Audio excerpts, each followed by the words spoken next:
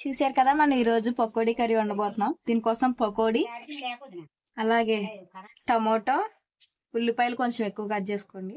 చూసారు కదా కొంచెం చింతపండు తీసుకొని అందులో కొంచెం వాటర్ వేసుకొని నానబెట్టుకుని ఉంచుకోవాలి. ముందుగా పెనం పెట్టి హీట్ అయిన తర్వాత ఆయిల్ అనేది వేసుకోవాలి. చూసారు కదా ఆయిల్ అనేది హీట్ కొడుతుంది. ఇప్పుడు ఇందులో ఉల్లిపాయ ముక్కలు వేసుకోవాలి.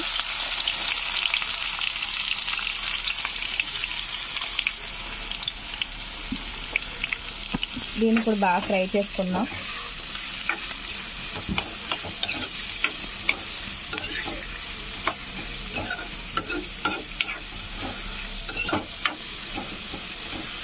కదా ఇప్పుడు ఇది లైట్ గోల్డెన్ కలర్ వచ్చేంత వరకు వేగనివ్వాలి.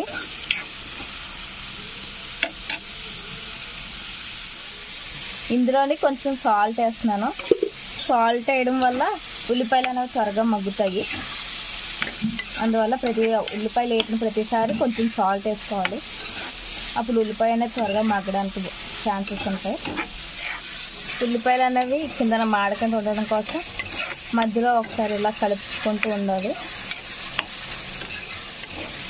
చూసారు కదా ఆల్రెడీ కొంచెం మగ్గాయి. ఇంకొక 2 minutes ఇలా మగ్గనిస్తే సరిపోతుంది. చూసారు కదా ఎలా మగ్గుతున్నాయో. కొంచెం మంది ఇలా ఉల్లిపాయలు కట్ చేయడానికి చాలా ఇబ్బంది పడుతుంటారు.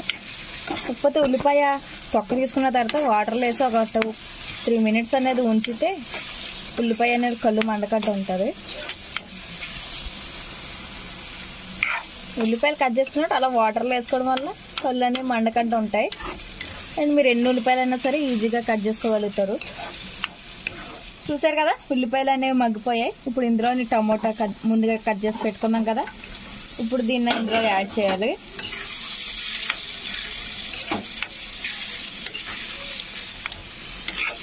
సరే కదా ఇప్పుడు ఈ రెండు బాగా మిక్స్ అయ్యేలా కలుపుకోవాలి.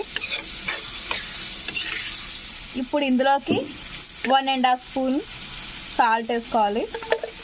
అలాగే కారం, పకోడీ కూర అందులో పచ్చిమిర్చి వల్ల కారం ఉంటుంది కదా, కొంచెం అడ్జస్ట్ చేసుకోండి. ఒక 2 tablespoons వేసుకుంటే సరిపోతుంది. ఇప్పుడు బాగా కలుపుకోవాలి.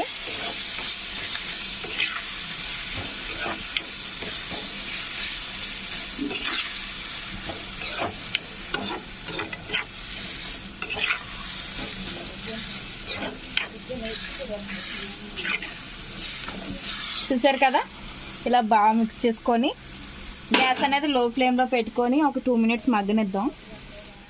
ఈలోగా ముందుగా రెడీ చేసి పెట్టుకున్న ఈ చింతపండు ఉంది కదా, దీన్ని ఇలా బాగా స్మాష్ చేసి దీని నుంచి వాటర్ అనేది తీయాలి.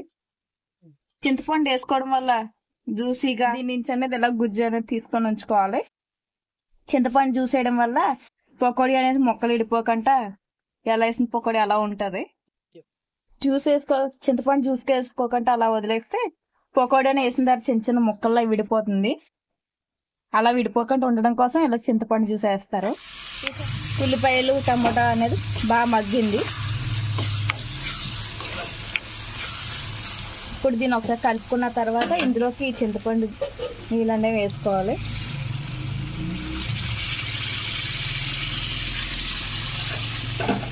సరే కదా మనం ముందుగా రెడీ చేసుకున్న చింతపండు జ్యూస్ ఇందులో వేసుకున్నాం. సరే కదా ఇప్పుడు దీనికి కాసేపు మగ్గనిద్దాం. ఇప్పుడు ఇది బాగా మగ్గింది. ఇప్పుడు ఇందులోకి మనం తెచ్చిపెట్టుకున్న పకోడీ ముక్కలు ఉన్నాయి కదా, ఇవి ఇందులో వేసుకోవాలి.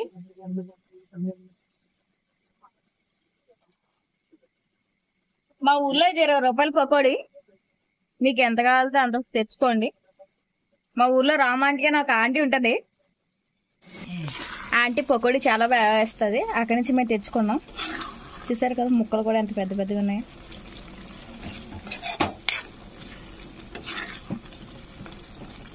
పకోడీ కర్రీ అనేది ఇబ్బంది. ఇప్పుడు కారం అది దీనికి పట్టిలాగా ఒక 2 minutes లో ఫ్లేమ్లో పెట్టి మగ్గనిచ్చుకోవాలి. చూసారు కదా మన కర్రీ అనేది రెడీ అయిపోయింది. పకోడీ అనేది ఆల్రెడీ ఉడికిందే కాబట్టి ఎక్కువ వాటర్ అనేది వేయకుండా ఇలా కొంచెం వాటర్తోని ఇలా ఒక 2 minutes ఉంచితే సరిపోతుంది. వాటర్ అవసరం లేదు. చూసారు కదా tasty pakodi curry is ready.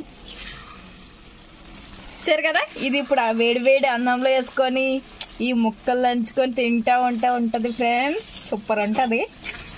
Almost chicken paneer curry తిన్నప్పుడు మీకు ఎలాంటి ఫీలింగ్ కలుగుతుంది అలాంటి ఫీలింగ్ కలుగుతుంది. చాలా మందికి ఇలా పకోడీ కర్రీ వండుకుంటారన్న విషయం తెలియదు. విలేజ్లో అయితే ఎక్కువ శాతం వండుకుంటూ ఉంటారు. చూసారు కదా, మన పకోడీ కర్రీ అనేది రెడీ అయిపోయింది.